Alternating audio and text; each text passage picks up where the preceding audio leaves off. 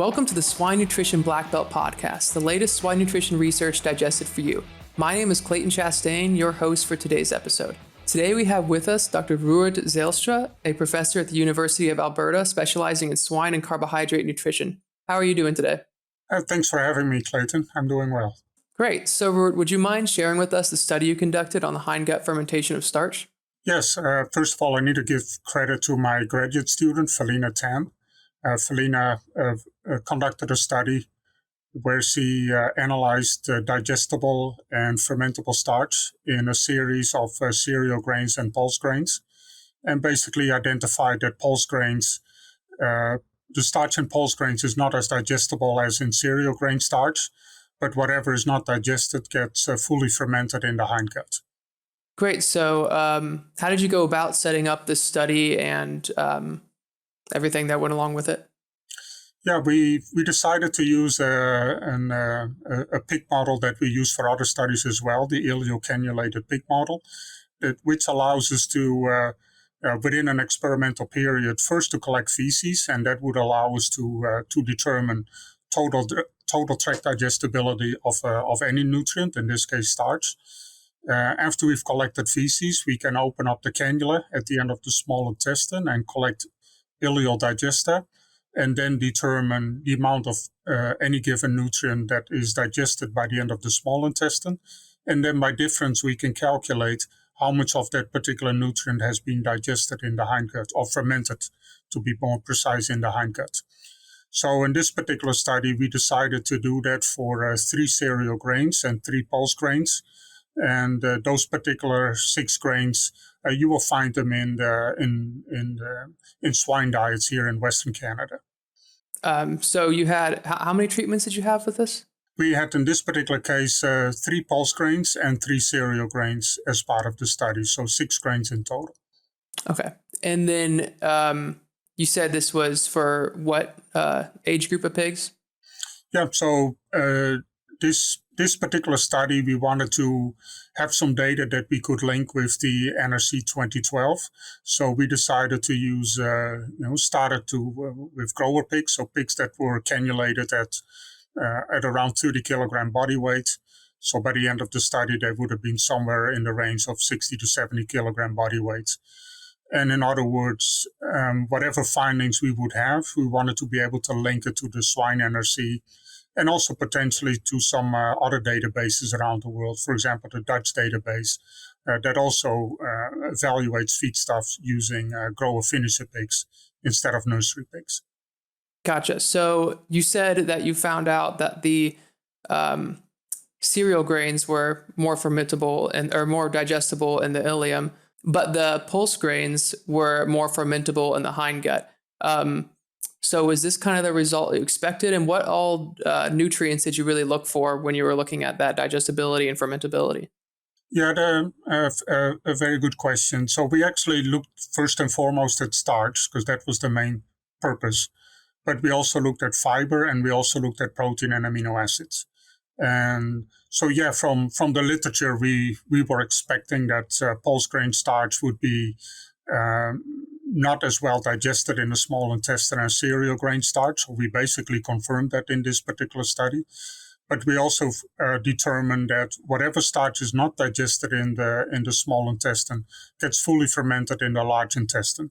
So in other words, when you only would look at total tract digestibility of starch, you would presume there's no difference between those 2 categories of grains, but in fact there is. So determine that difference is important from an energetic perspective, because, for example, we like to formulate our diets based on net energy, and the formula that we're using in the swine NRC to determine the amount of net energy is based on determined digestible energy, and then a positive correction for total starch and acid detergent fiber, and a negative correction for protein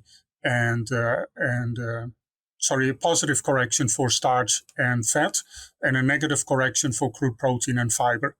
So in other words, if you would not know exactly how much starch is digested and fermented, you may run the risk that you slightly overestimate the energy that pulse grains do contribute. So in the swine NRC, we're not correcting for that. But for example, in the Dutch database, they are separating digestible from fermentable starch just to get a little bit more accuracy and in determination of net energy value of feedstuffs. To be clear, it's not a massive difference that we're talking about. It just provides a little bit more accuracy on energy value of pulse grains. Gotcha. So what do you think the next steps are for your team for this? It looked like in the paper your next steps are going to be somewhere along the lines of trying to define which fractions are fermentable and which ones are digestible. Is that correct? Yeah, so a fair question. So one of the things we're interested in is whatever this difference that we determine is in grower finisher pigs, how well does that describe what is happening in nursery pigs?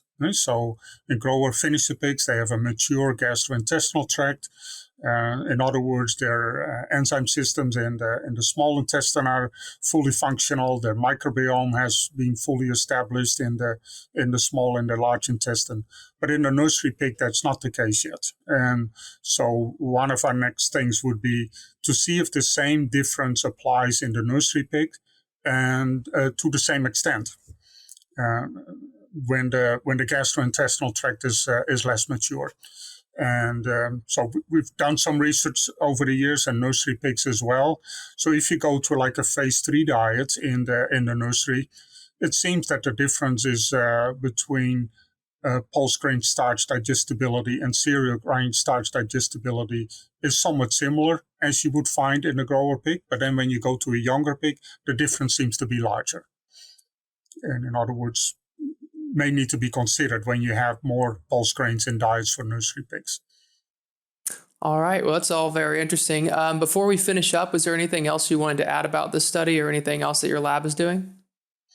Well, the other thing is, of course, is to look at what is now happening with the starch that is fermented and what influence may that starch have. So one way of thinking about it is how much of this fermentable starch should you actually have in the diet to create a benefit for gut health? Because this fermentable starch basically still serves as an energy source for the pig, but via the short-chain fatty acids that are being produced following fermentation.